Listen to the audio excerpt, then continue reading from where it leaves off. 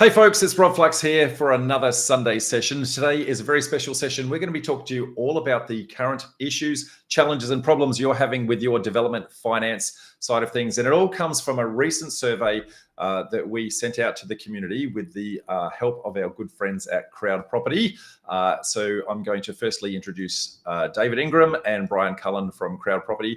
I'm going to talk about all the issues and challenges that we unlocked and identified that everybody is actually having out there in the community. So firstly, folks, welcome aboard. Why don't you tell us a little bit firstly about who is CrowdProperty and each of the roles that you play there, and then we can get into what we found in our survey. Yeah, thanks, Rob. Great to be here, and yeah, great to have the support of the community and getting this survey out here for the second time now. So, yeah, CrowdProperty is a specialist lender. We support kind of small-scale developers.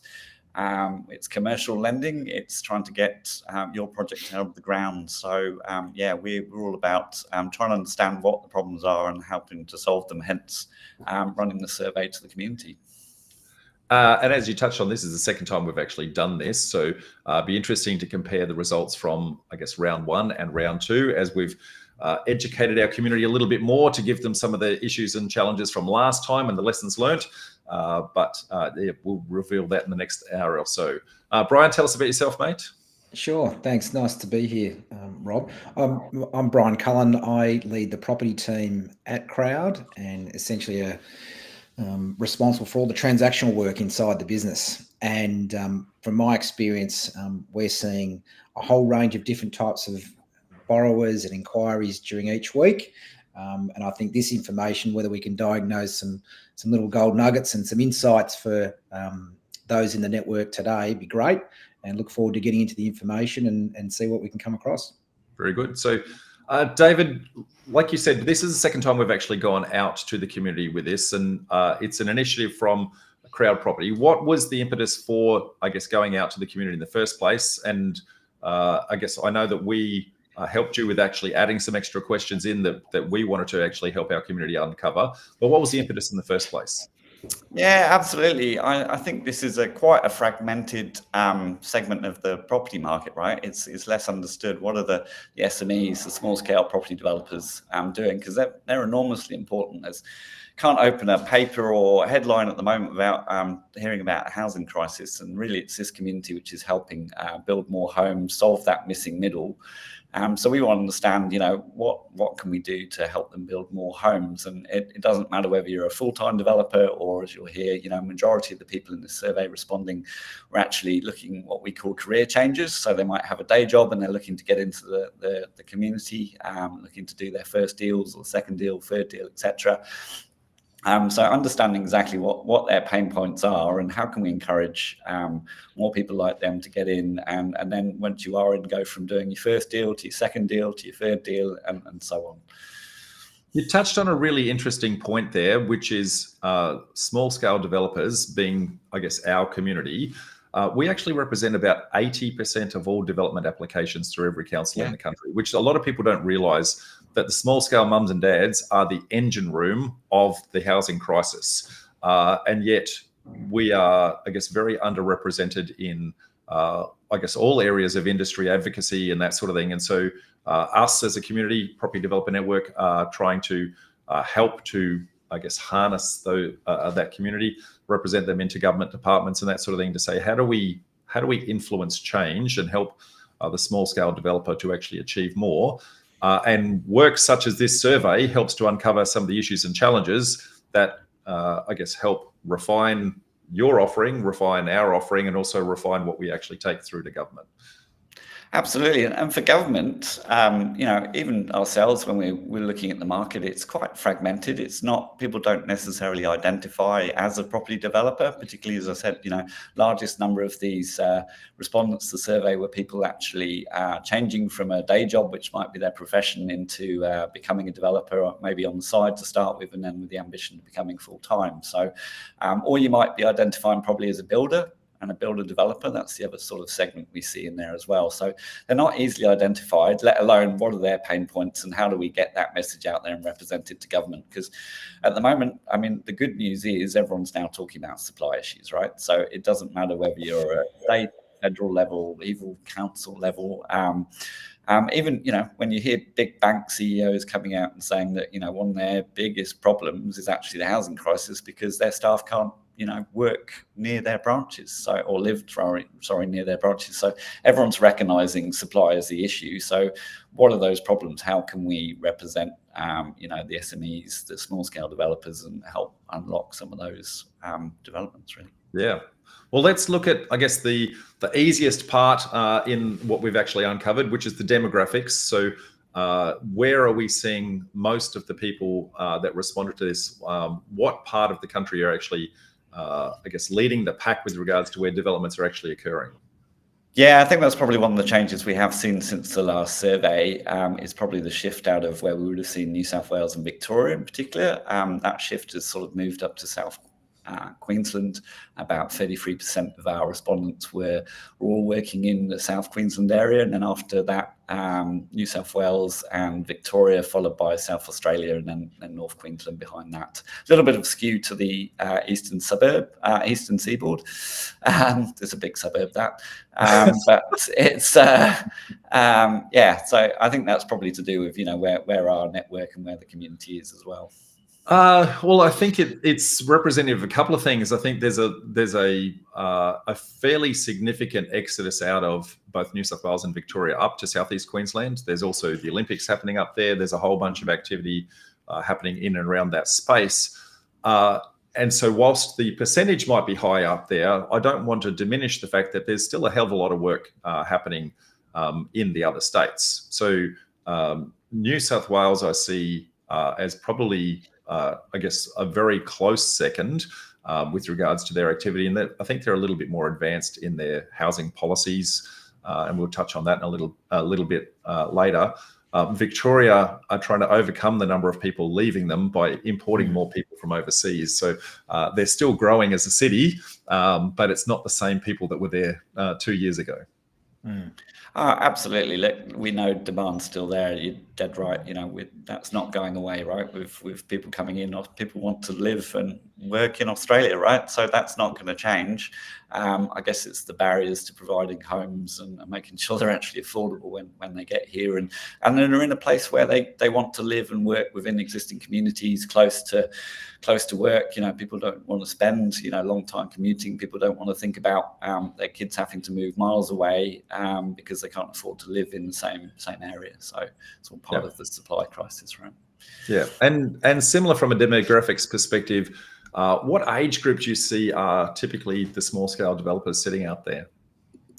Well, again, I think that's linked to the point around, they might be doing a career change. So they're probably coming at this later on. So that sort of demographics from 35 to 45 and upwards. That's where the majority of respondents are coming in at that age group.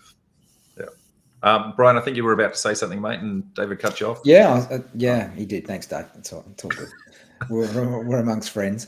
I was going to basically lead into that. Many of the borrowers and borrower partnerships that we see would be 40s and 50s in as a general large target, and I think you'll find they'll be most of the respondents to the survey will be in that category.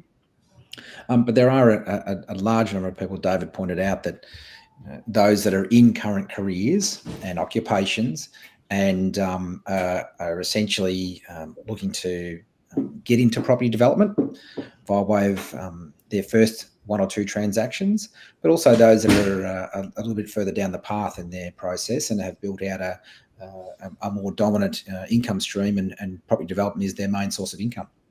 Yeah, well, I guess we'd like to take some credit for the fact that people are doing a side hustle and trying to, I guess, show them the path to say, look, whilst you're keeping your day job, building this property development career, and it really is a career,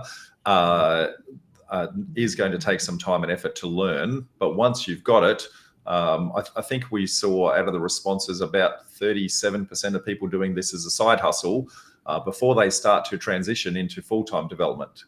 So what were the stats that you saw that had actually started to transition, David? Just trying to get those up for you. So I can give the answer if you don't have it. No, you got it in front of me. Go for it, Rob. So 18.5%, mate, I guess, have actually successfully transitioned into full-time development. Having started as a side hustle, it's going to take time for people to learn it, going to take time to find it, to fund it, and then run their very first project before their first payday. So typically we find that first part of the journey is going to be about 2 years or so before that first payday comes. Then they start to make decisions about, well, if I'm earning that as a side hustle, what could I do full-time? So it does take a while to get there. There looks to be, right, there's about 37% as well of that group that noted that it is now an existing side hustle for them, if you describe it as such, that they're working in that world part-time. The exciting thing for us, and we get a good view across the marketplace as a lender, in that the difference between part-time expertise in your occupation versus full-time expertise, that once people are able to make that progression and build out their networks and build out their financing options and partner options and so forth, that the learning just completely goes into overdrive at that point, like it would in any industry. When you're in there wholly and solely each day, testing and trialing and working through various projects and options, the learning really moves quickly from then on. Yeah, and I think some of the results we're going to see later in the chat today are going to be reflective of watching people go through that journey and see when they go to try and get their funding for their first projects, and when they go to get projects for projects number 2, 3, and 4, their perception and their approach is going to change significantly. And I think that's a reflection of the journey they take. What we're here to try and help people with is to say, how do we actually accelerate you to get to that final destination first, so you don't have to go through the pain points along the way? Yeah, absolutely. I'll add to that also, who are you surrounding yourself with along that journey as well, right? And we see that in some of the results which come out from those who are probably starting earlier. They might have got a project or 2 under their belt versus those who've done 3 or more. And that's the way we kind of look at the data. About 36% of I think the respondents to the survey had done just 1 project. And then there was sort of 34 had done sort of 3 to 5, and then there's about 30% had done 6, 10, and more projects after that. So it's quite a good split. But within that split, we can then start to hone in on, as I said, who you should be working with, who should be in the team, the kind of things you should be looking for to help you progress from one to many. Yeah, and that team will evolve as your deal progression evolves, from smaller scale to, I guess, larger projects. The professionalism that you bring to the table and the team that you bring to the table are always going to be different.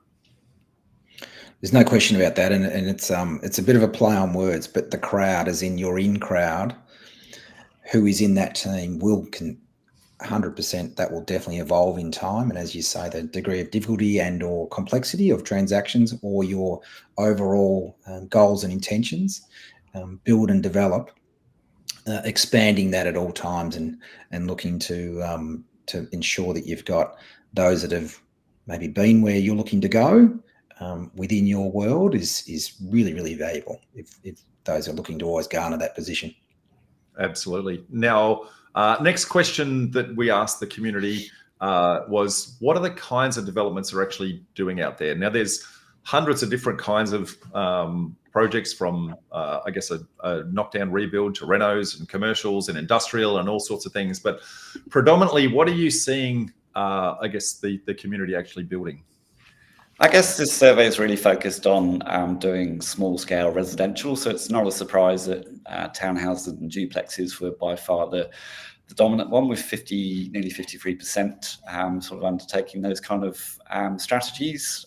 Behind that was obviously the more simple land subdivision. Around half have done a land subdivision or a simple home build. Around 45% of respondents had undertaken one of those.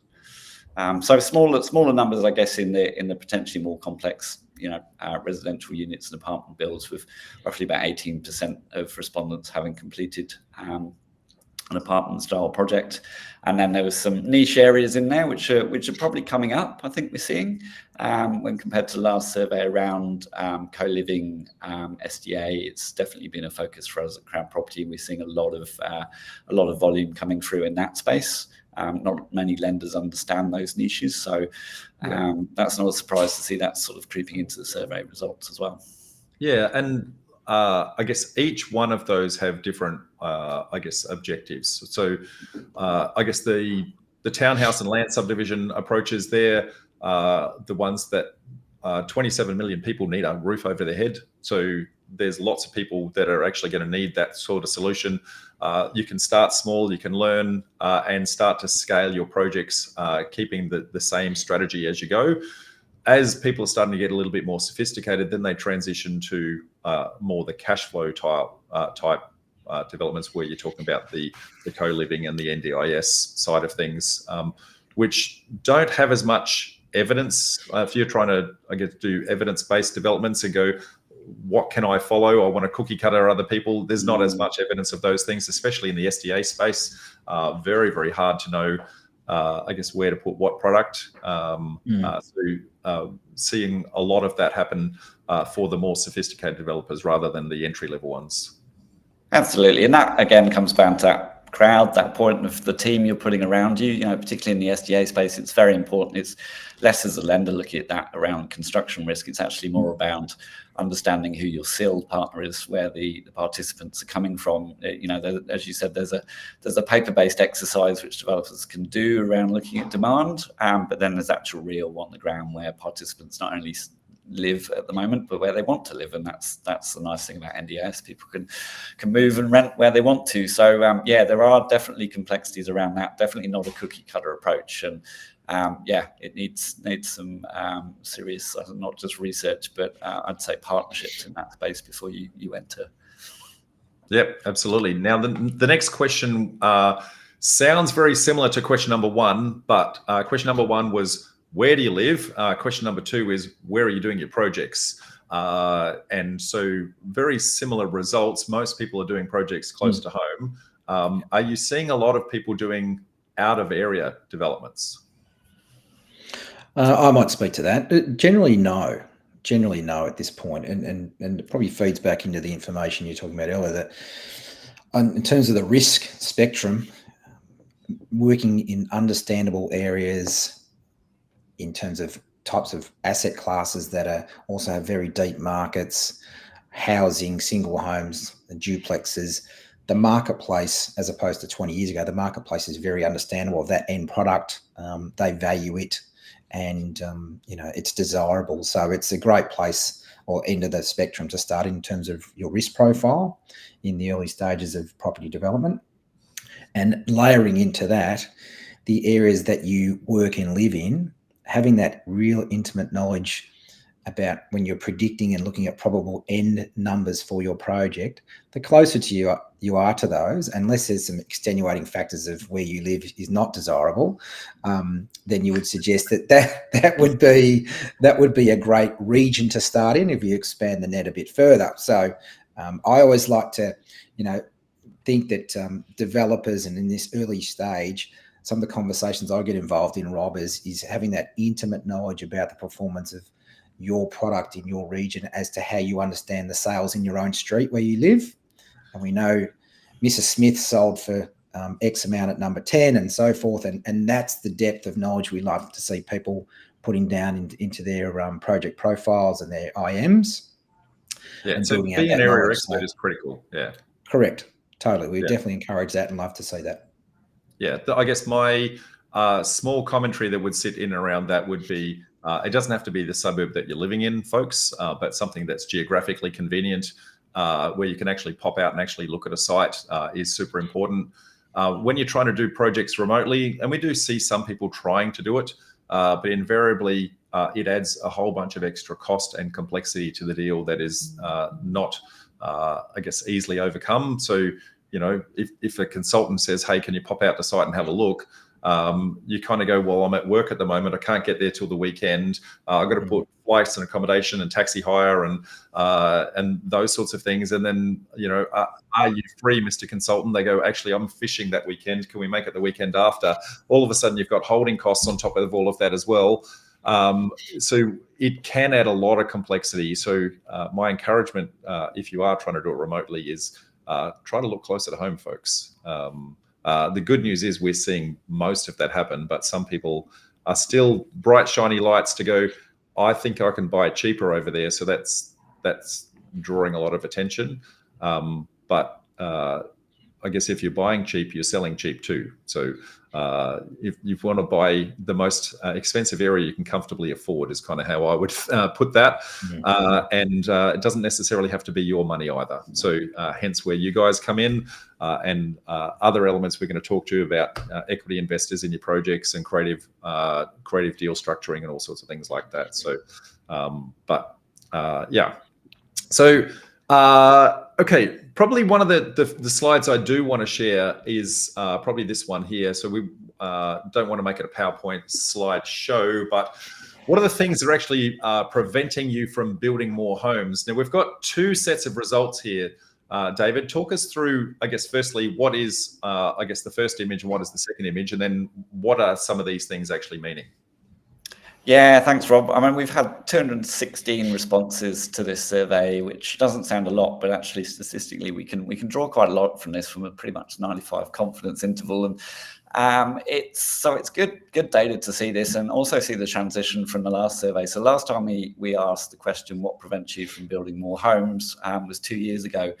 And I think respondents, I think it's about 56% of respondents said raising capital, raising debt finance for my project was the biggest pain point that was preventing me. Now, we know as a lender there's more capital coming into this market, but we also know that the pain points for our borrowers at land prices have been going up. So we've seen this time around that actually the number one coming out is actually price there. So when we combine the left-hand side of that slide you're looking at there, we combine the data points from the first, second and third most important issues. When we looked at all of those, it was really price which came out at the top. The flip side of that, there's not a surprise there, access to finance to be able to fund that was still coming out a clear kind of number two. And in fact, there's an issue on its own, which is that right-hand slide, which is the most significant issue, was accessing your project finance there, with 21.3% respondents naming that as their major issue. And this was a bit of a surprise when we looked at the first time around, because obviously all the headlines you see around all the challenge with the housing crisis is the planning and all the other pain points and the costs of construction, etc., which we've seen. But some of those actually feature, lower down. So I think that orange bar there, with just 8.34% were naming the planning system as actually the problem. And that's probably reflective of, this entrepreneurial community, right? They've gone out, they've educated themselves, they've figured out how to get through the planning system, and now they're looking for sites and they're looking for finance for it. Undoubtedly, it's still an issue we have to solve.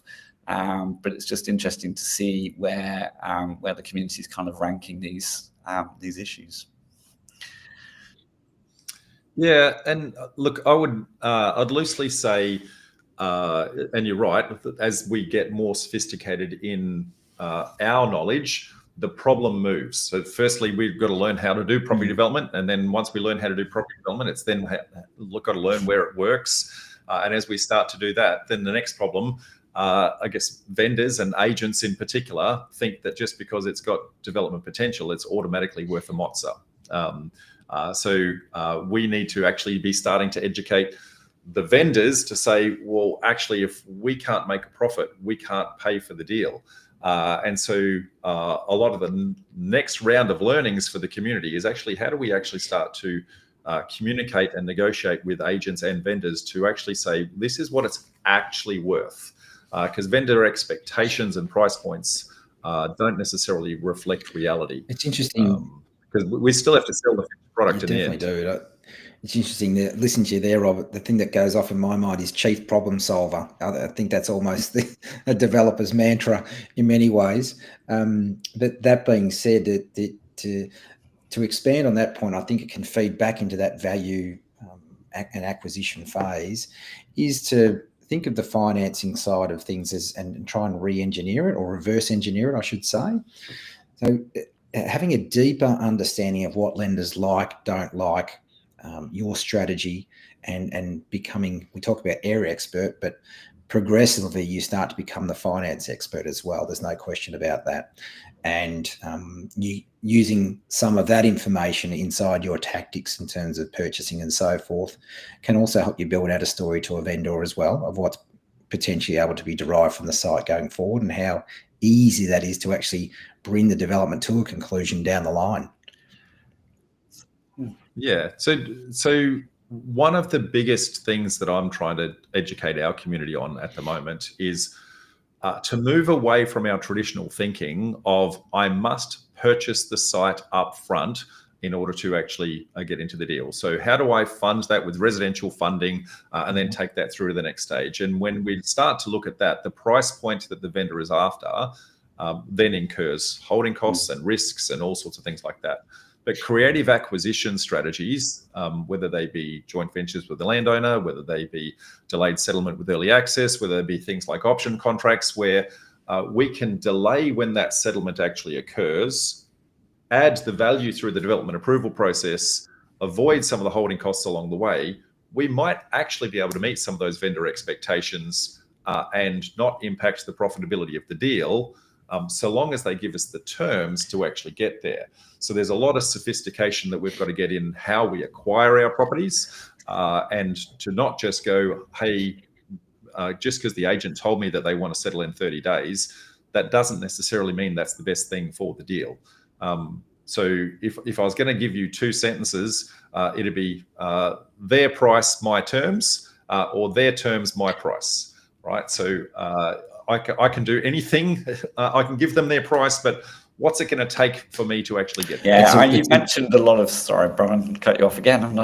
I was just saying there's a lot of steps in that process, right, which you mentioned there, Rob, and that time is important, the holding costs in that. So that acquisition stage, getting your finance, getting construction right through to selling and settling at the end, all of that affects your profitability at the end of the day. So yeah, I think valuing your time in that is what a lot of perhaps property developers don't do, and the associated kind of costs which come from holding costs, etc., particularly with commercial finance. There's to add some finance tech in behind that, Rob, and from the property side of the team, inside a lending institution, is that not every lender, in terms of that creative purchase process, and I totally agree with what you're saying. We've just approved a deal in recent days that was initially bought under option, and we've recognised the uplift. And I think we had a chat offline earlier that we see a number of transactions that come through where various lenders in the marketplace will not recognise uplift in the first 12, 18 months of an agreement being set in place for different reasons. But they're the sorts of things in the minutiae that having a deeper understanding in the finance marketplace of what can be achieved down the track can help feed back into that acquisition phase, assessment, deal negotiation so early to still craft a deal for a vendor that is it's a moot term, but it can be a win-win for everybody, and help you do the deal, importantly, up front. Yeah, and to move, I guess the education piece is to look at how do we control the property without necessarily owning it, and move away from residential lending as our default, because that in like straight away it creates issues and challenges around serviceability and being able to prove that your intention is to actually keep the property, which a lot of people aren't really. That is not their intention. Their intention is actually to sell it down and flip it.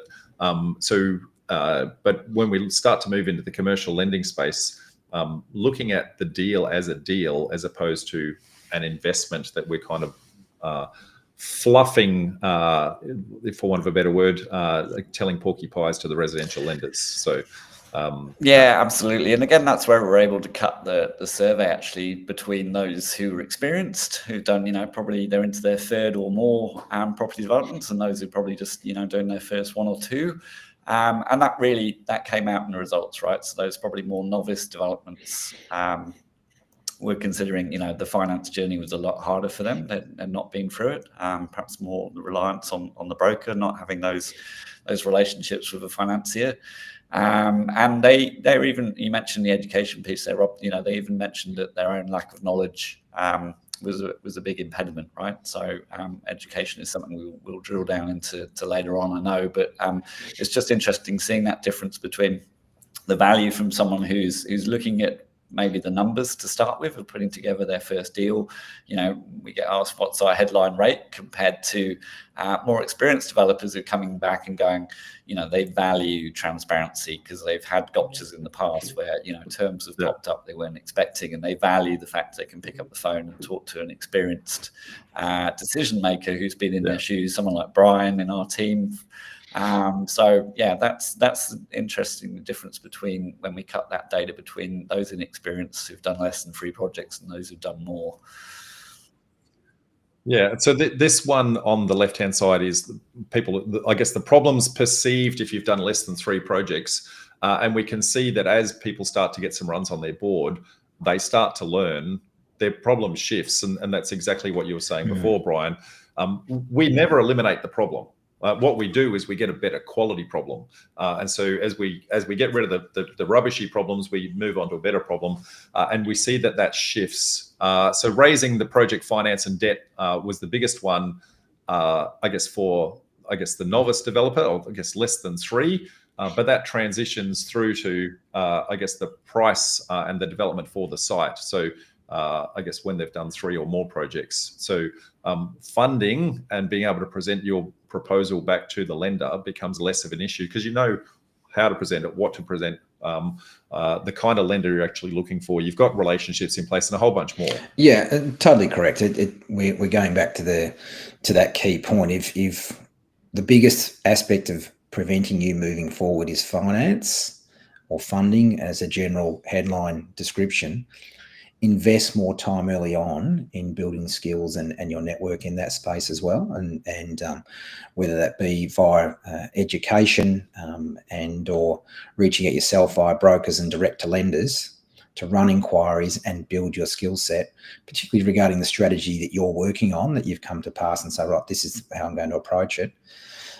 Yeah, there's advantages in there. And you talk about problem solving, but there's money making problem solving. So if I solve this, I will do better out of this transaction, or in a different, and that might be a planning aspect or it might be finance. So you really want to, they're great problems to work on, but sitting still and doing nothing, you've got to get over that hump and build out your confidence to understand the marketplace and how the financing can affect your acquisition. Is certainly something you want to be working on in the early stages of your career in this space.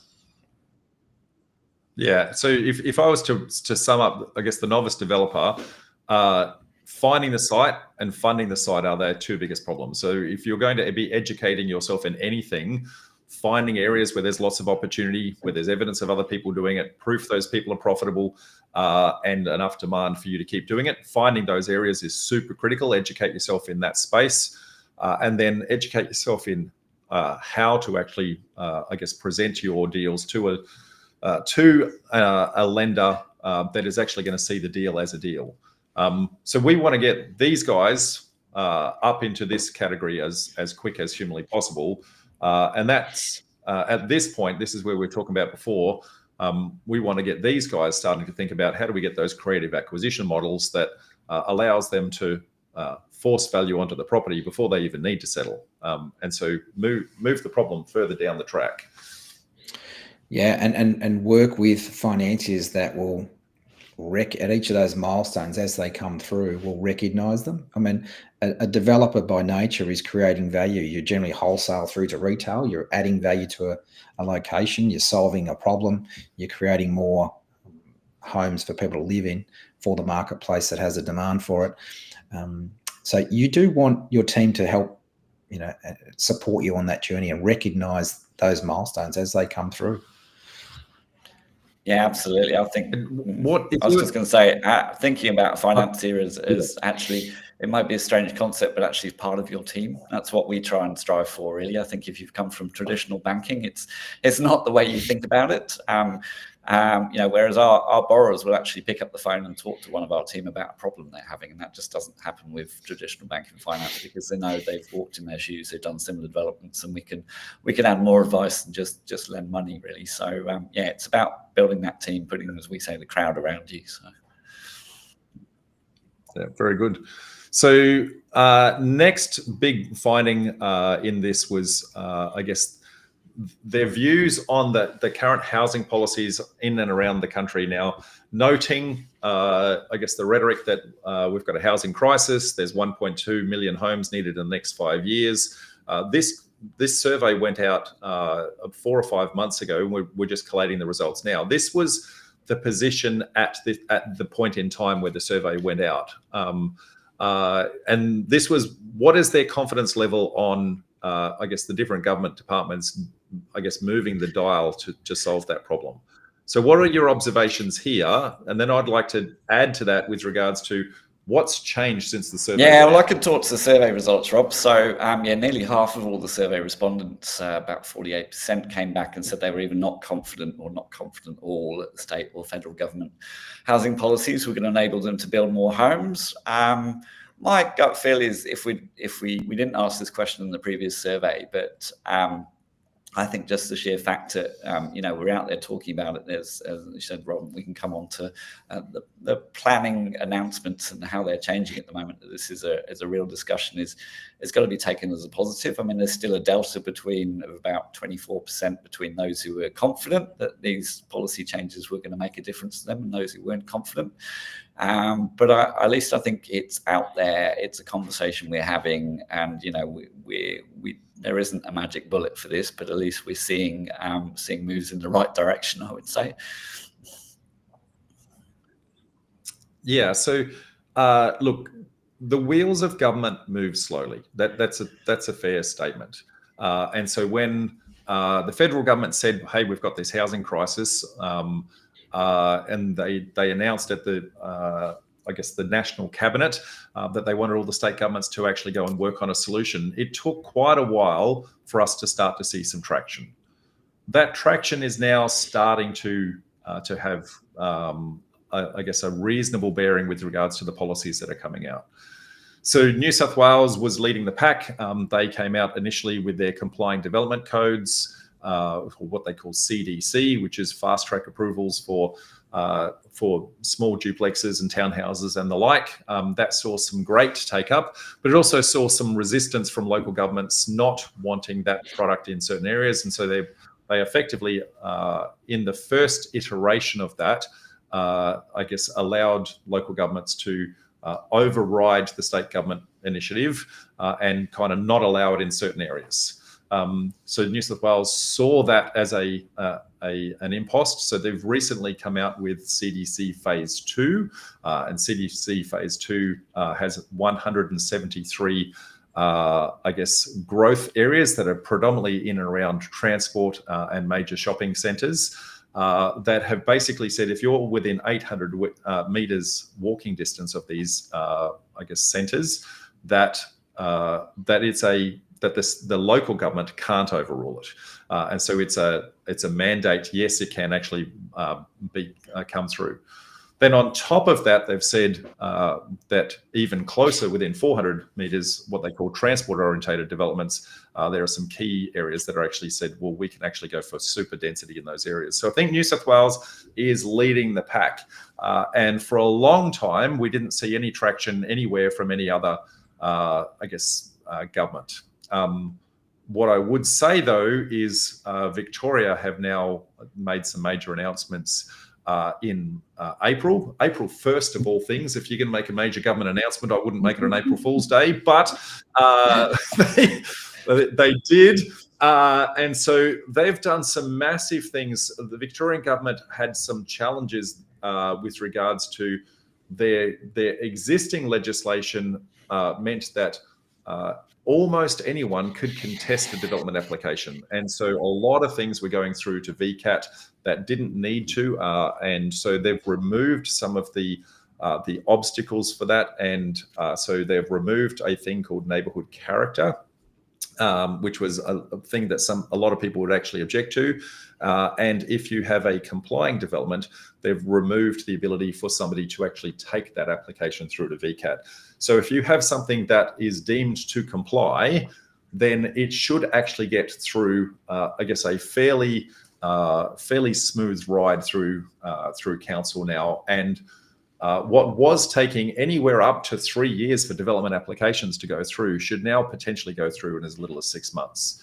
Now, that is a brand spanking new initiative. We haven't yet seen the traction of that, but I think it's a great move in the right direction. My understanding is they're working on a number of other new initiatives, and our intention from a PDN perspective is actually to try and work with them around what are the common issues and challenges that we see our small scale developers have in that area. So that's Victoria is now starting to catch up. Last on the list with regards to recent announcements, in Southeast Queensland, there's nothing that's come from the state government level that I've seen, but certainly local government, Brisbane City Council have just announced their intention to revamp their low-medium residential rules and regulations. What they're trying to reverse is a change that got released about 6 years ago, where they had an initiative called the Brisbane Future Blueprint. They did a survey out to their constituents and saying, hey, what do you think of these developers and what they're doing? And of course, the constituents went, well, there's no car parking and there's no garden space and there's no... And so Brisbane City Council did a range of sweeping changes at the time, which pretty much halved the number of production that was actually happening. So 5 or so years later, they've recognised that that's meant no stock is actually coming through the pipe, and now they've announced an initiative to say we're going to review all of those decisions and look at what housing is needed where within these low medium residential side of things, and we've been invited to the table to actually have conversations with them to try and help them to understand the issues and challenges that our community are facing in doing that. So I'm quietly confident that's probably another 12 months before that gets released, but I'm confident that that is going to create, I guess, another groundswell of more developments actually starting to occur. But there's a whole bunch of other work that needs to happen from, I guess, the Queensland state government and also I would say the other state governments around the country to go, what are the fast track approval processes? How do we just create the stock that we know people need in the places we know they need them? So close to transport, close to shopping, where is the fast track approval processes? I want to applaud those three governments for what they've done and kind of I guess encourage all the other governments to say, what can we do about it to help catch up? Yeah, absolutely, Rob. It is great. And we've been having discussions here at CrowdProperty with the New South Wales planning ministry level, talking about, it's great to hear some of those initiatives coming around the TODs, etc. But, how else can we move the needle? Because we know from our survey results that this is only one part of the problem, right? So those who've already figured out the planning process, as we can see, most people come through, they've already got their DA in place, they're ready to go, they're shovel ready. So how to remove some of those other problems for them? And obviously the survey's shown that finance is one of them, which is obviously the piece which we play, but there's other areas which government can play a role in. We hear, you talk about Victoria in terms of challenges, maybe also Brisbane around infrastructure projects. How are we making sure that the infrastructure projects going in are actually there to support new housing development going in, not just competing for a limited supply of labour in this market, which is the demand. As we've seen other factors come off since the last survey in terms of construction costs and inflation levels have definitely levelled out, but labour is certainly one area which we continue to see price pressures on. So you're just right, as Brian and yourself say, it's that constant problem solving. But great to see we're moving progress in the planning area. And I'd say despite that lack of confidence, which the survey might have seen in government policy, it's not stopping the small scale developers surveyed in this remaining positive. I think that's a good thing. The survey is showing that more than 50% of respondents are going to be doing more projects in 2025 than they were last year. So that's the positive. Yeah, and given that there's a lot of them are starting from a slow base, for some of those, that 50% is going from no projects to doing their first one, and for some of those, that's moving from their first and second deal through to deal number 3, 4, and 5. So I'm pleased to see that. I guess we're helping to influence and have the community grow as a whole. The concept is a rising tide lifts all boats, and as we start to see success with some of our community actually starting to lift, that is then bringing others along the way, and that's I'd like to think, because we do real deals all the way around the country, we're sharing, I guess, pros and cons and issues and challenges that people actually face. To the point that Brian said before, we are problem solvers. That's how we make money. So it's important that we demonstrate the problems that you're going to have, the emotional toll, the financial toll, but more importantly, that the problems can actually be overcome.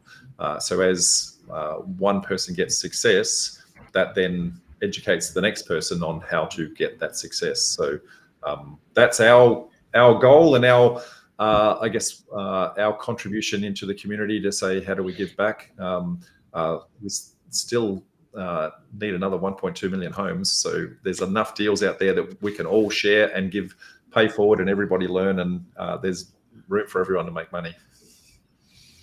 Yeah, absolutely. It's, I mean, the positive is, I think that it got to such a sticking point. I'll use Victoria as the example. It got so problematic that investment was going elsewhere, clearly. So it's great to see that the changes have been made. I think we're going to see that in the coming months start to flow through as acquisitions start to be made, because that all impacts around value as well up front. So there's now a big diagnosis going on to reaffirm what things, what particular sites may or may not be worth in those negotiations. So that'll take some time to settle in. But I sense it's gone back. It used to take 6 months to have a planning application approved 20 years ago, Rob, in Melbourne. And I think we're finally back there now, which is great.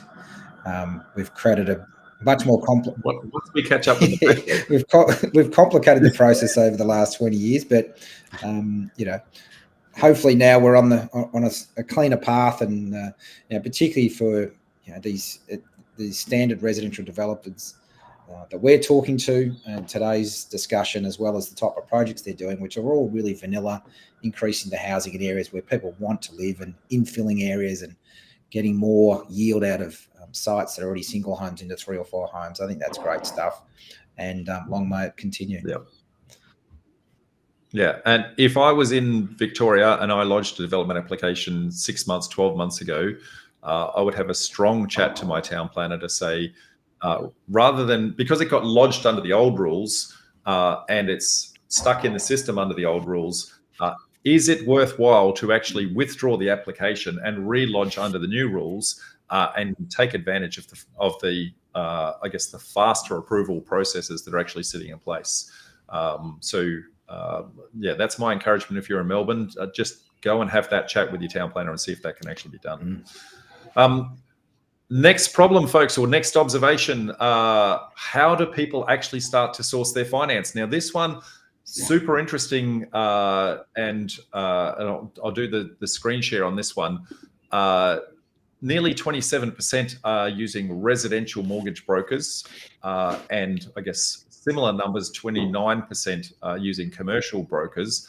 I think a lot of people just don't understand from the property development space the difference in residential lending versus commercial lending and the kind of broker that they should actually be talking to. Yeah, I might speak to some of this, Rob, and I think that's a very accurate assessment up front.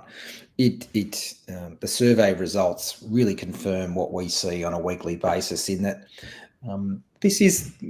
there is a real transition phase between residential to commercial in terms of the financing options that are available to you. And there is a process to go through to gain a better understanding of it, how that can help you inside your projects that are, and it's a language aspect as well, that are residential. It is a residential development.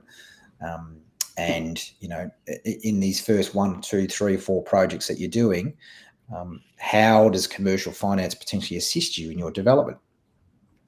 From my perspective, it gets down to there's a critical mass that gets hit with a bank, and whether it be major bank or any bank lender, in terms of the ability to service debt.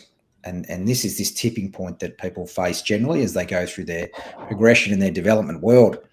And eventually the bank would say, I think that's going to be a little bit too much money for you to take on based on your current earnings.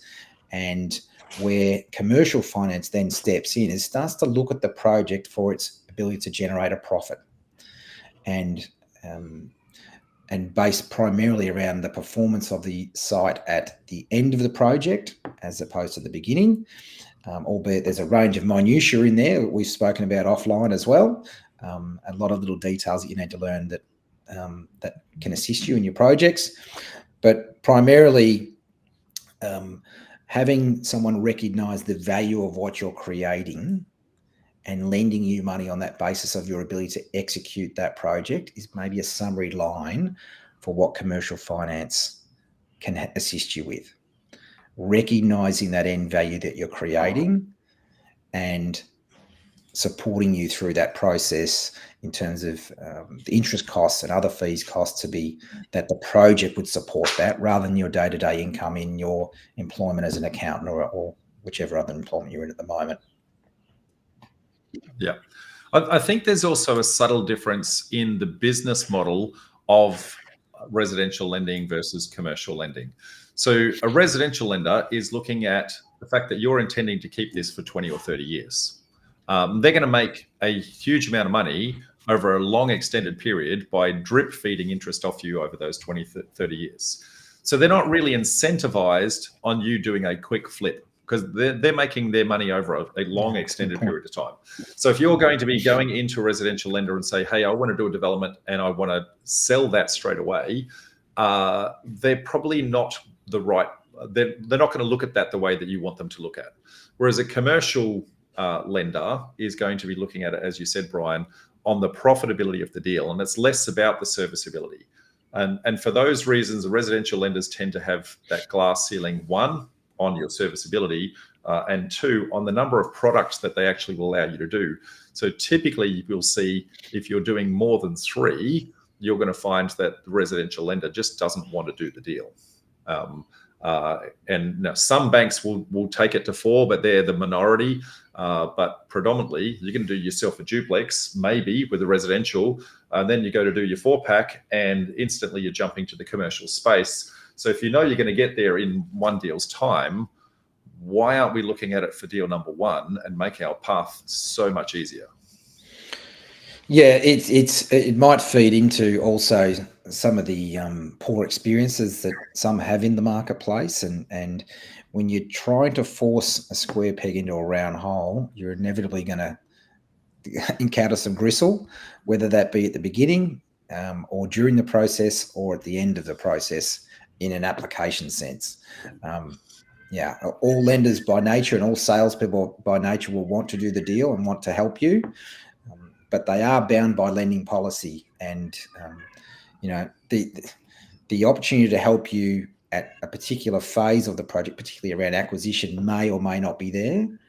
But realistically, the development and construction phase, if you're going to grow out a line of work and a small business that is in property development, matching up with a lender and a broker that work in that space would be seriously to your advantage as soon as you can do that, so that you have the full gamut of information ahead of you and can garner some competitive advantage in the marketplace you work in.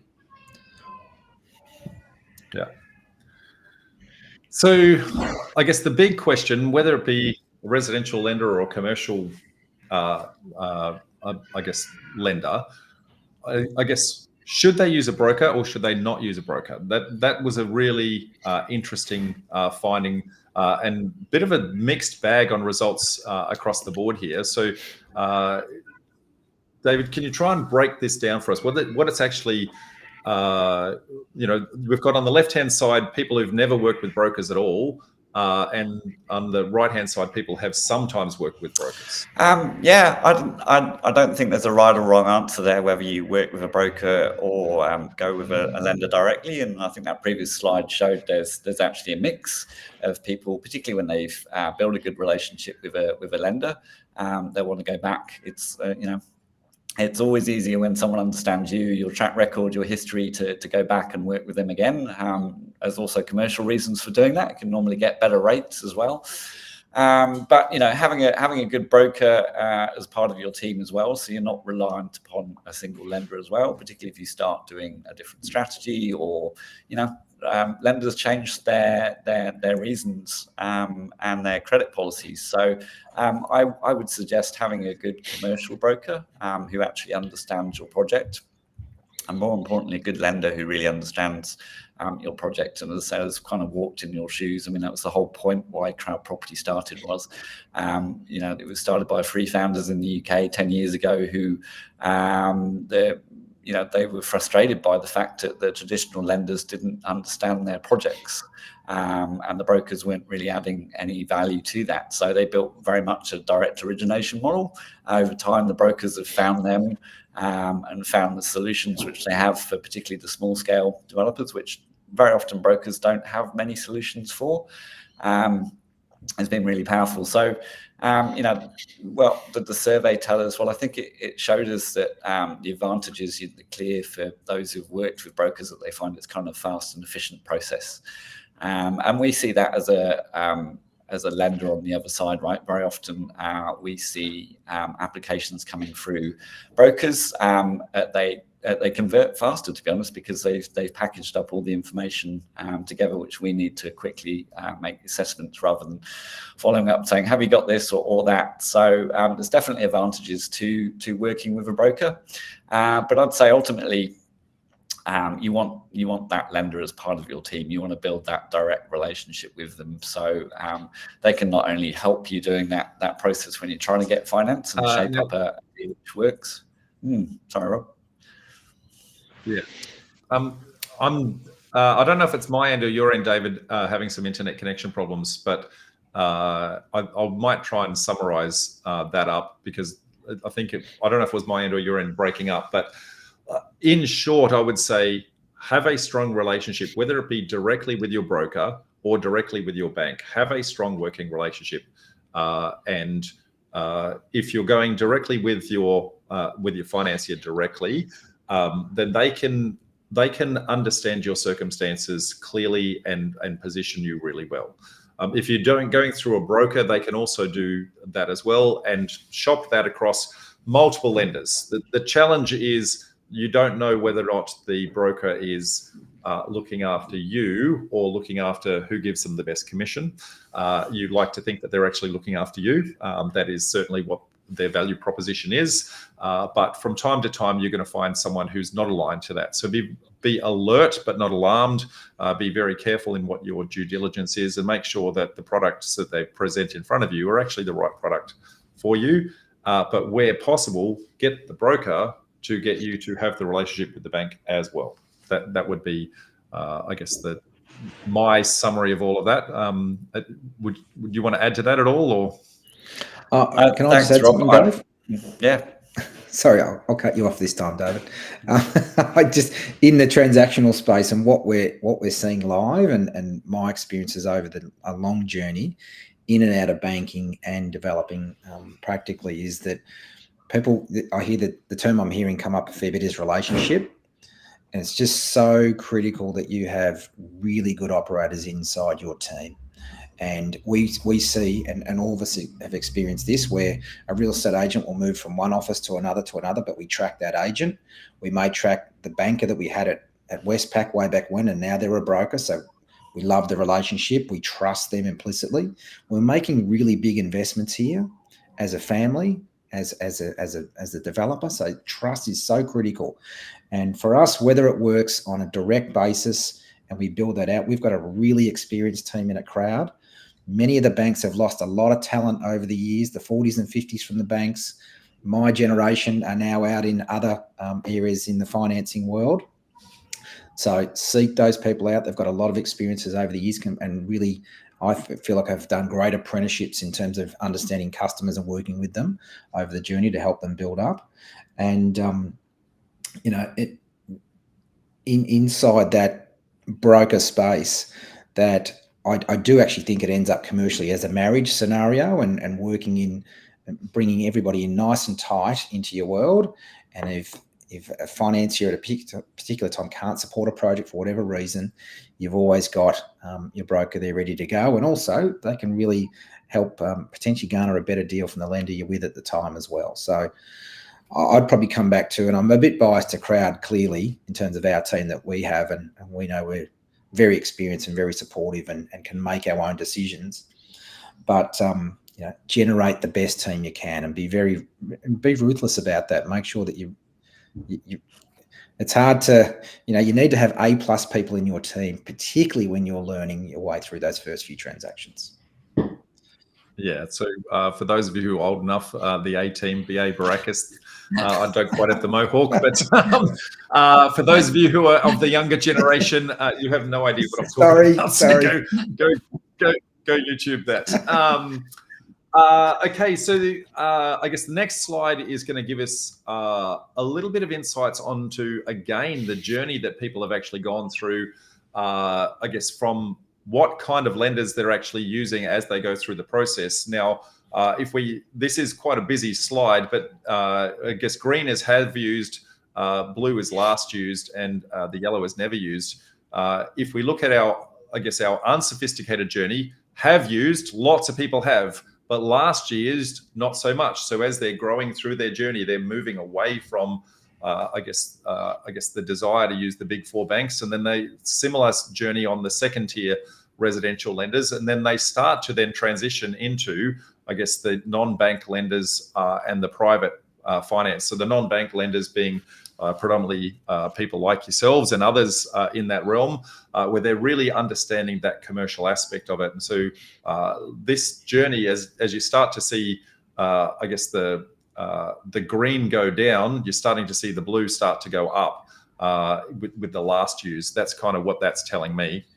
Yeah, I think that's a very good summary, and I think that's borne out by when we look at what people value with working with their lenders, right? For those inexperienced, those who have used in the past, it was probably all about the rate to make their feasibility stack up. Having perhaps been through the ringer and had some frustration, shall we say, along the way, it's now more about the experience. It's who's in that team. Can I work with them? What other value do they add? Can I pick up the phone and talk to someone who understands my deal, who's actually a decision maker, not just a contact center?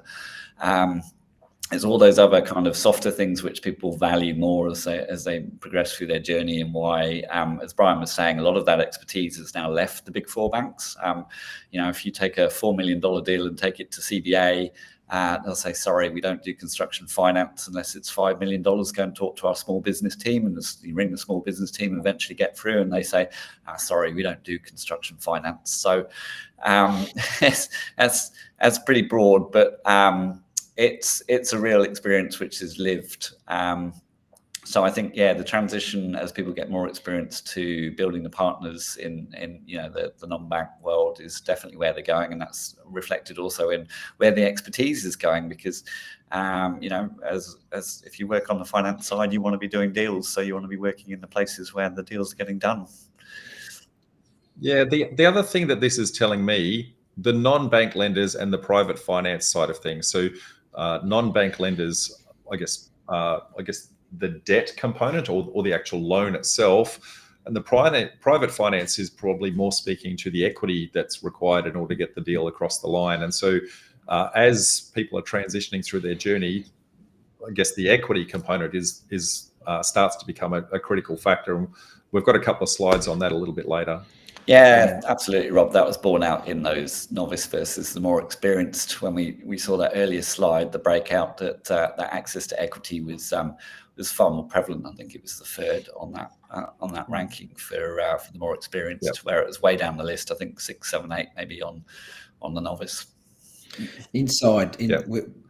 Some of the things that we see inside our conversations each week, the term across the top of that slide just jumped out at me, Rob, and funding, as in call it support, dollar amount, that drives most of the conversations we have. And I think for the people in your community that the cost of money is not irrelevant, but it's secondary to the amount of funding that you will receive at different stages of your development project.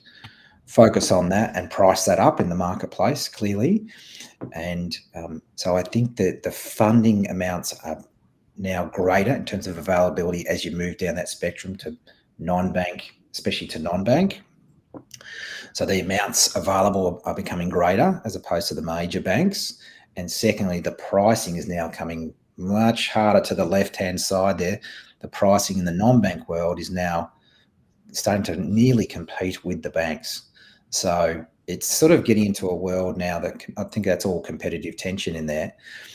But so the funding amounts are greater for your potential deals, and the pricing is becoming fairer by the week. And it really would encourage those in your community to look into that space deeply and become more familiar with what options are out there as opposed to what you may get down at the local Commonwealth Bank branch. It really could help lubricate and move some of your deals forward. Yeah, well, we won't go naming banks. Sorry, that could lead to all sorts of things. But I guess at a general, if I was to try and summarize it, there's a perception that interest rates are low from a residential lending perspective, and so because of that perception, they want to go down that path. What they don't really recognise is that one, those banks have mostly transitioned away from construction, and where they haven't transitioned away, their risk appetite is very low, and because of that, they're going to have some prerequisite requirements with regards to selling off the plan and a whole bunch of other things, which whilst your line item for an interest rate is low, the timeline blows out because your holding costs while you go through that I guess pre-sales process and that sort of thing, you end up spending the same money anyway, but it just turns up on a different line item. So your holding costs go through the roof, your land tax, your rates, your interest commission that you're paying to a real estate agent because you're selling off the plan now as opposed to selling finished product, and the speed of your money and the speed of your project kind of slows down. And so it's a false economy to look at interest rate in isolation. Yeah, absolutely. And that was borne out. I know this sounds like, a bunch of lenders like promoting themselves here, but this is actually borne out by the survey. I think when we looked at the survey, I think we had 155 written responses where people actually talked about their frustrations with that. And one was precisely that, Robert, which is around slow processing times. The developers responding to this were frustrated by lengthy approval processes, delays in releasing funds, just the overall inefficiency in handling their applications, and drawn out paperwork processing times and lack of urgency, which they feel, that results in everything you're just saying, Rob, like that. Those holding costs just become a different line item. So, working with a financier who understands that, and that speed of finance is certainly very important. Yeah, I guess velocity of money cannot be underestimated. The longer we're exposed to a deal, the more potential we have for variations in the market and fluctuations that happen there, and the ability, the opportunity cost where we can't get into the next deal because our money's trapped in this deal. So it has this snowball and cascading effect. So it shouldn't be underestimated. So this is the summary of I guess some of the issues and challenges they've seen across the sector from a funding perspective.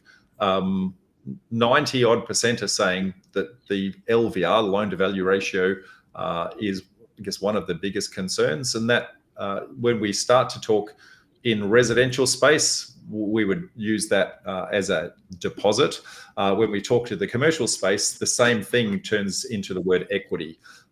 So when we start to hear that terminology, equity is effectively just a larger deposit, but it's looking at the risk of the deal being a development, and the bank's just wanting a little bit more,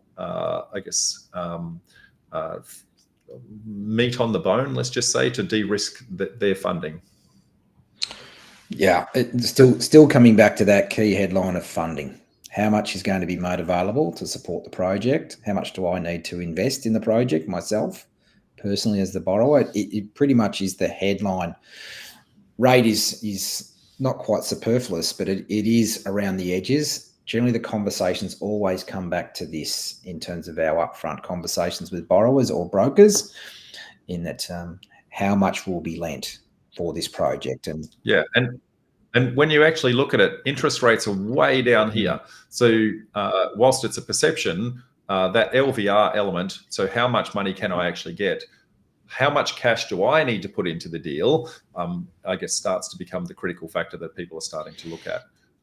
And then that transitions into, well, if they don't have the cash to put into the deal, some of the upcoming slides is where do they start to get that? Yeah, correct. I think the other factor in there, Rob, is also around the transparency element. That also ranks quite highly in there.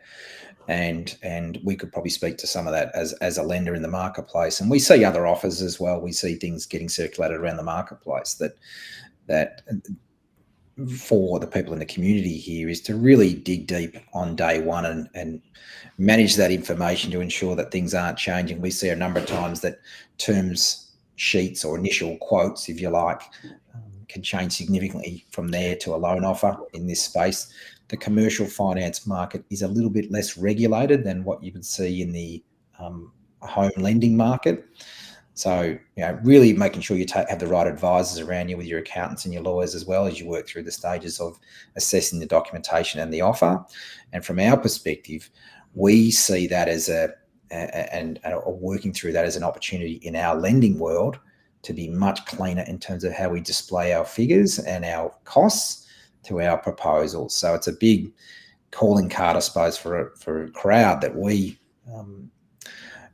don't charge certain fees like exit fees, line fees, things of that nature that may be more common in the marketplace. There's certainly things when you're looking to look at your all-up cost of your funds and your lending, there's generally a few things to add up inside the commercial financing world. So we'd encourage those to look at the rate clearly, your upfront fees, but other management fees through construction stage as well. Yeah, it's the blended cost, and I believe we've got a couple of slides on that coming up. So now I touched on before where the loan to value ratio is low, then I guess the requirement for the developer to chip in extra cash or what is called equity into the deal. In a lot of instances, equity is one of the things that will actually slow the deal down. So where are developers actually getting their cash? I guess on the left-hand side, we can see 83% of them saying, well, it's my own cash. So if they don't have a lot of cash, that's kind of slowing them down with regards to scaling their deals. The developers that are starting to scale are then starting to, I guess, go down a little bit into the private investor space and joint venture partner space, so they can actually start to run more deals at the same time. So that's these guys down here. These are the guys that are starting to scale. And then over on this side, we're then saying, well, where are they sourcing that cash when they're actually starting to do that? So a lot of people doing friends and family, a lot of people trying to get that from going to networking groups similar to ours and others that are out there that exist. Some are going through, I guess, their I'm going to say accountants and lawyers and that sort of thing who have access to high net worth individuals. And some of them are doing, blasts on social media like Facebook and that sort of thing, go, hey, who wants to get into my deal? The big thing that I'd say here is a lot of people don't understand the implications and legalities that sit behind this stuff with regards to ASIC compliance and APRA compliance with regards to how and where you actually source your funds. So whilst they're doing this, they need to do a little bit of homework and speak to their lawyers to make sure that they're doing it in a very compliant nature. Yeah, absolutely. It's having founded a financial services business here. There's an awful lot of compliance and regulation to go around to protect your investors, right? And that's very important. So yeah, it does make me slightly nervous when I see, particularly that orange bar there of people putting social call-outs onto social media to try and raise equity for their deals. So you could potentially land yourself in a bit of hot water there, particularly if things don't go as the way as you hope them they would, and you're bringing in people who perhaps might not be experienced or would qualify as wholesale investors. There's a strict definition between who's a wholesale investor and who's a retail investor, for example. So there's lots of traps there for people which might not be aware of. Yeah, and I touched on it before, but have a chat to your lawyer if your intention is to raise capital at all. Understand the difference between a retail investor, a sophisticated investor, and a wholesale investor, and understand what you can and can't do with regards to how much money you're actually trying to raise, because there are certain things where, and I'm mindful that I'm not going to give advice here because that in itself is naughty, but I see some people who trip over some obstacles they're not aware are there. We're trying to do our best with regards to getting the right industry experts into our meetups to tell people what to do that. We've had a number of presentations on how to raise money legally in and around that space. But unfortunately, we still see some people that are unfortunately falling for the naivety of not knowing how, getting away with it and thinking that's okay. And so at some point, I'm worried that somebody's going to get shut down. So be careful out there, folks. Yeah, and I can only reiterate that point, Rob, in that having a really clear and concise set of documents up front with your investing partners will help you deal with anything that comes up through the project itself. We talked about time, we talked about planning challenges, we talked about selling challenges, all the sorts of problems that need to be solved through the project. And also we understand that people's timelines and goals and objectives in their lives change as well. So the longer a project runs, the more likely that could happen. So if an investor needs to exit unexpectedly, things of that nature, all of these potential outcomes should be documented clearly and implicitly for all parties. We do see inquiries come through that have private investment in them, where the relationships have gone bad. Generally wrapped around those things, something's been delayed and the expected outcome hasn't come through as quickly as it could have, or it's changed, and therefore that can sour the relationship. So really strong set of compliance documents up front can help avoid that. Yeah, and I'll do a small call out to say, because of some of these issues and challenges, we are building a strategic relationship with an equity fund to try and help overcome that. That is yet to go live, but it is imminent. So watch this space, folks. Would like to try and show you there's a nicer, cleaner way to actually do this, and I guess avoid a whole bunch of the legal potholes that might actually be sitting in front of you. So now that said, that's all doom and gloom. Solution around the corner, folks. Next one I'd like to touch on is some of the observations with regards to those who have gone and explored the commercial lending side of things. What are some of the common fees and charges that they see by some of the lenders actually sitting out here? So, and this comes back to what you're talking to about 5 minutes ago, Brian, with regards to, transparency with regards to where some of these fees are. So there's a myriad of fees that can be applied. Not every lender will actually charge them, but very often it's hidden in the fine print. Yeah, it can be, no question. And it can also be introduced at different stages in your inquiry process, if we like, if using that terminology, as opposed to first phone call, first email response, first set of terms at a very high level, and things can be introduced further on into that process. And all of a sudden inside your loan offer, you've got a range of fees that you hadn't had described to you or explained. I was in a situation talking a borrower through that yesterday. So it was interesting. I mean, I think for me, in terms of the the non-bank space. The thing inside the commercial lending world is that the commercial lenders, and Crowd being one of them, are raising money as well in the marketplace, and as banks do. So banks are raising money, lending money out, and so non-banks are doing exactly the same thing, raising money as investment, lending money out into the marketplace for specific projects. And inside some of the non-bank lenders, they will generate fees that relate effectively somewhat to that, raising that investment. And a line fee is one example of that, where there's a commitment to provide you with X amount of dollars. It might be $3 million, but initially you only need $1 million of that loan to begin with, and you'll progressively draw those funds out as you construct. So for the non-bank lender, they have a commitment where they're paying an investor in their operation on the other side of the business that they need to account for. So these fees are introduced to help them generate income to support that investor return across their business until you use those funds. So you sort of come into the mechanics of banking in some way, Rob. That's what you gain a greater understanding around, and you really get to understand the cost of money across the marketplace. So I can only encourage people across the community to really ensure you read through all of your offers that you receive in detail.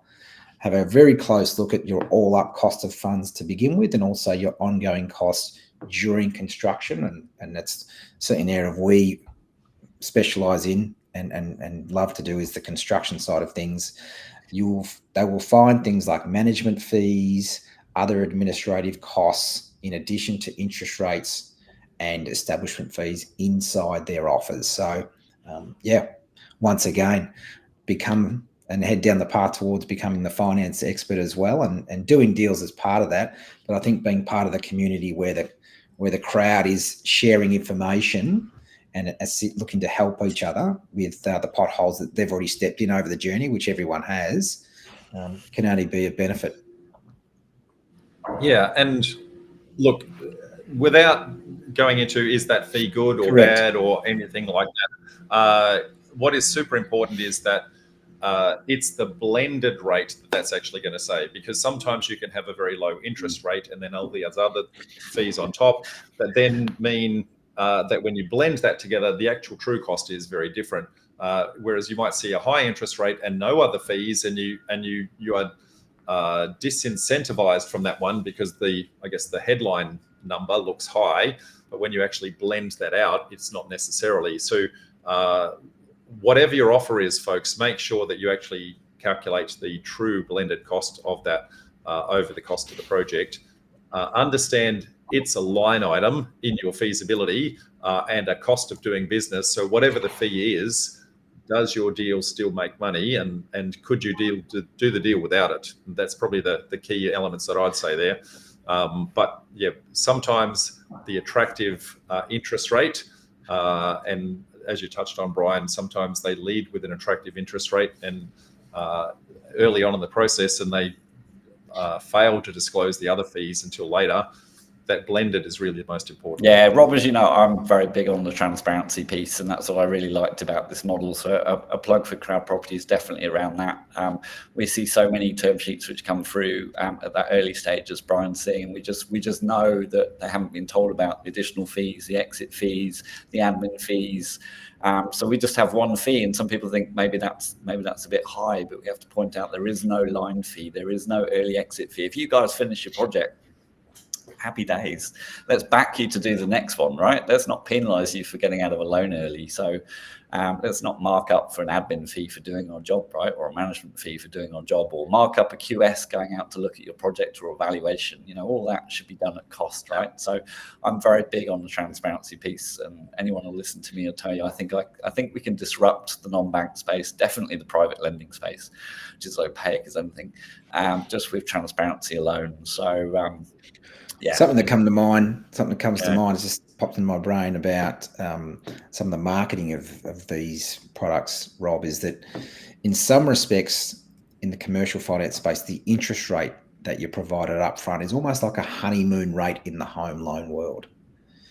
It's the attractive option that's there from a marketing perspective.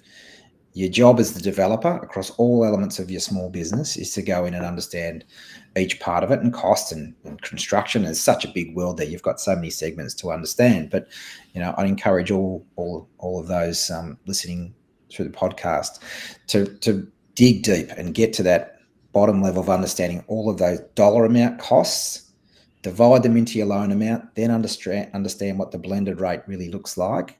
And I'm sure in the team share how to do that and through your various feasibilities and so forth. But, really understanding the true costs of your money should be the first job, and you're making sure you vet that lender before you proceed. Yeah, absolutely. So I guess coming to the tail end, folks, I guess some of the other key findings, time spent, I guess, in the development project, and finding a site is one of the, I guess, most time-consuming elements, and that comes to quite a bit. So firstly, for those who are brand spanking new, you've got to learn the property development process itself, and you've got to give that due justice, because it is learning a new career, and that takes time. So once you've got those skills, you can then reapply them again, and again. But finding the site is probably the biggest challenge that I'm seeing at the moment. So folks, my tip here: find areas with lots of opportunity, evidence of other people doing it, proof those people are profitable, and enough demand you can do it this again, because a lot of times we're farming in the wrong area, and there might be the occasional deal there, but we're banging our head up against a wall because we're looking at sites for maybe long-term investment, capital growth type factors, as opposed to, I guess, the true supply and demand of product stock and population growth.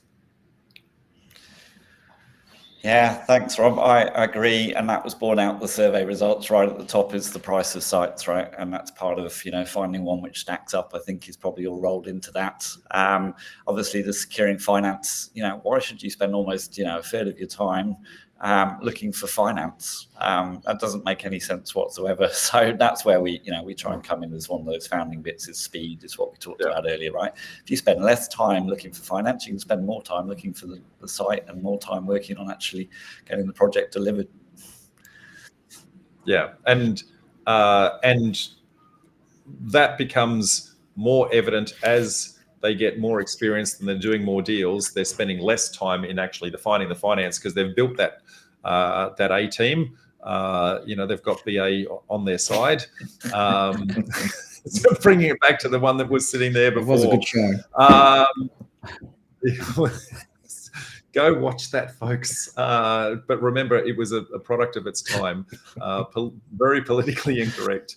Lastly, level of experience of people coming in to this, and I guess how they've actually come about their education.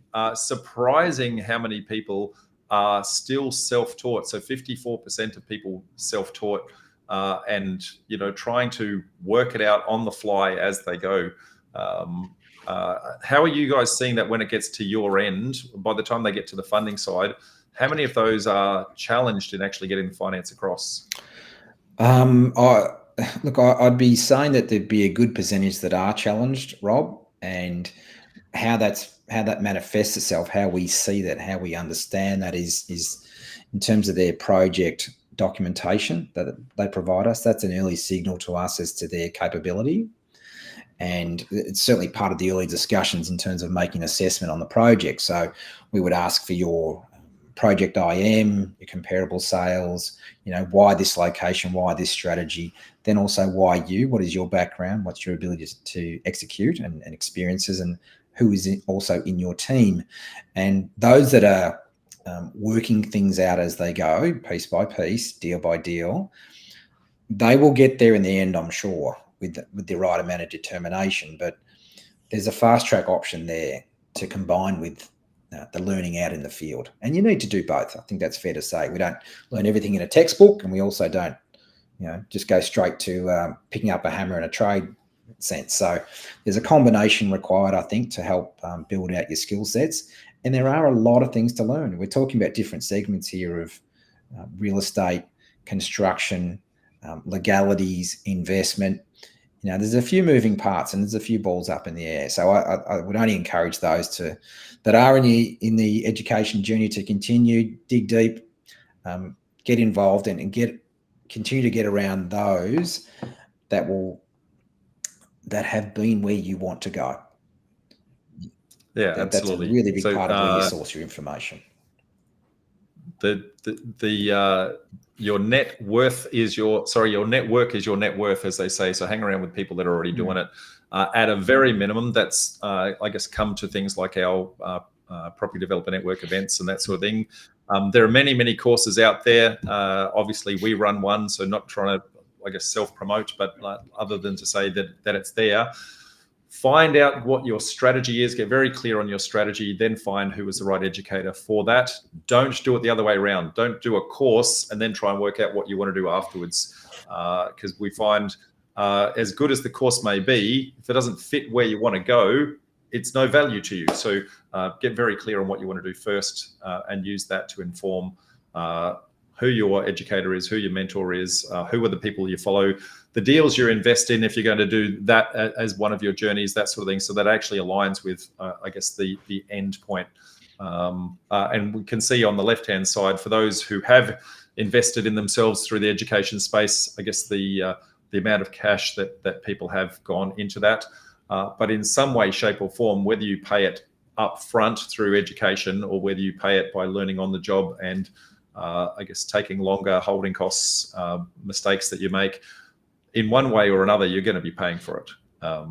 It really just comes down to, do you pay it up front or do you have it in missed opportunity and missed revenue at the end? Yeah, as a lender, sort of just a final lens around that point, Rob, is that we understand it is a journey. We totally get that, and we have a very experienced team inside our world. Myself personally, I've done over 50 development transactions myself. I've spent more than 10 years in the banking world. I've spent 15 plus years in property development myself and construction. Across the rest of the team, they're experienced individuals who have also completed property developments and worked in construction in particular, because it's a big piece of what we do in the development cycle of the transaction is construction. So in that respect, we I suppose going back to my first point, is we understand there is a journey to be undertaken, and our marketplace, as per those who have spent the time to respond to the survey, are what we'd say in the earlier stages of their journey in this career of 2-3 transactions. And we feel like we can definitely help people craft their transactions as we go through them. And there's a whole set of tools and documents that we can help with as well in terms of those that may need some assistance.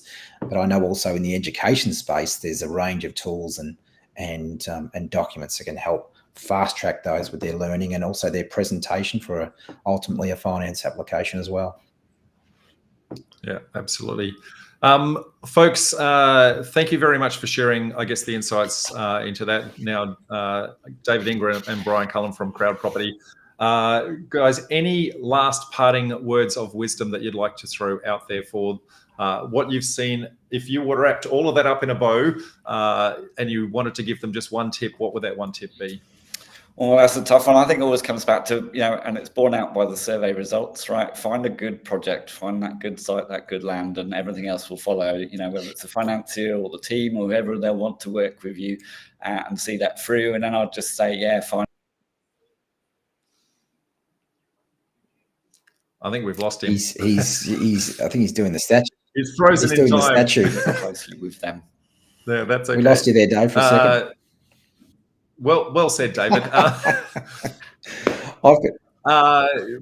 Mate, have another crack at that. We just lost you with internet signal, mate. Oh, I would say my parting piece here would be find a good project, because I think if you find a good project, everything else will follow after that. It's number one in our research with the challenge of doing that. But if you can do that, everything else will fall into place. You'll get the team who will want to work around you, and that includes the financier. And I would say think of that financier as part of your team and helping you succeed, because it's a very important part of that. And there's a lot of traps, as we've seen from the survey results. I would I'd take everybody into just under the banner of finance as a description, and encourage everyone to increase their knowledge implicitly. Run a range of inquiries that you can, whether they are deals you're thinking about. Find a good broker that will work with you in that regard and can consistently help test and stress test your strategy. I mean, going through that strategy, you want to make sure you can actually fund it.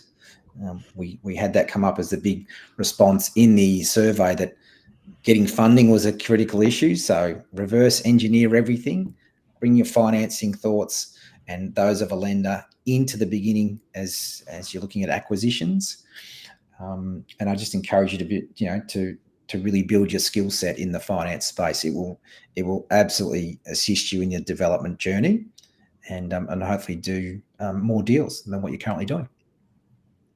Very good. Very insightful, guys. Thank you very much. Now, just to give people insights, some of that education pieces, CrowdProperty have presented for us many times on our stage as industry experts. And they're also going to be on our industry experts panel at our upcoming birthday series, our 13th birthday coming up in a month or so. So we run these events, folks, all the way around the country. We run them in Brisbane, Sydney, Melbourne, and Adelaide. And if you can't turn up physically, we also live stream them. So no matter where you're sitting in the country, you can be participating in these. Plus, you can watch a back catalogue of all of those. So, guys, I want to thank you very much for A, today's presentation, and B, your ongoing support for our community as well. So, and hopefully for everyone out there, they're going to see you at one of our upcoming birthday events. Till then, folks, I'm going to say bye for now. Bye, Rob. Thanks, Rob.